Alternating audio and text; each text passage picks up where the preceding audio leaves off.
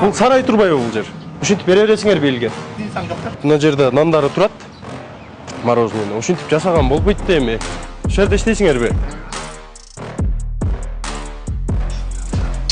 Бышырылып аткан жери мына. Азыр сезон, жаш балдар жейт, бал муздак деп.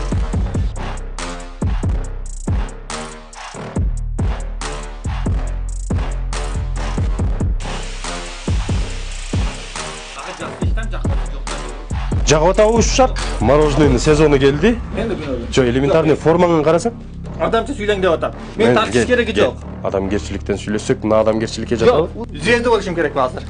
Звезда? Аны звезда дебейт, аны шерменде дейт. Аны элдер жанагы магазинден сатып алган продукциясынан зым чыкса, таш чыкса,